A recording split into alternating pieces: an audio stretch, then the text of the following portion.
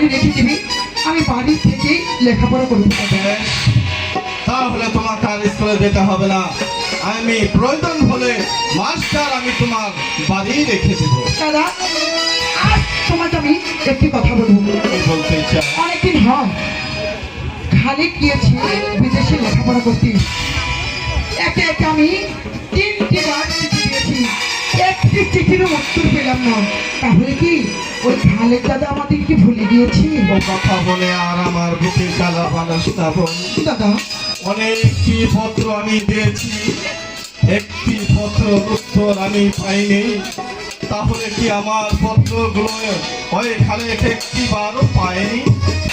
দাদা, আমার মনে হয় আমাদের পত্র ও পাইনি দাদা। তাহলে পেলে বাবা মারা গেল ও ঠিকই চলে আসে।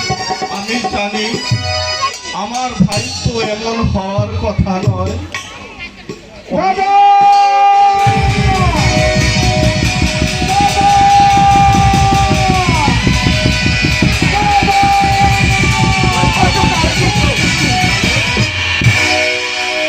ভাই খালেদ, দাদা গোনাই, কেমন আছিস ভাই? দাদা আমি তো ভালো আছি, আপনারা ভালো আছেন তো? ওই হ্যাঁ দেখো, ভাই, আমার বোন গোনাই মন খারাপ করে দাঁড়িয়ে আছে। বোন গোনাই, তোর কি হয়েছে? মন খারাপ করে আছিস কেন? এই দেখ, তোর জন্য কত সুন্দর একটা ফুল নিয়ে এসেছি। বাহ, খুব সুন্দর। তোর পছন্দ হয়েছে? এর জন্য তো আমি তোমার জন্য মন খারাপ করে বসে আছি।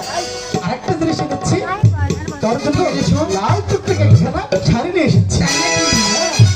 তোকে পরলে অনেক সুন্দর লাগছে। সবাইকে দেখছি, কিন্তু পিতাকে তো কোথাও দেখতে পাচ্ছি না। কোথায়?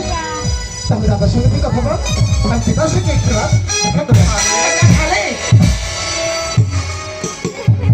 এদিকে আয় ভাই। দাদা কি এসেছে দাদা? তুমি অবাক করছি দাদা। আচ্ছা, আমাদের ছেলে মানে তাহলে দাদা পিতা পিতা যে আমাদের ছেড়ে সে যে জীবন করে চলে গিয়েছি।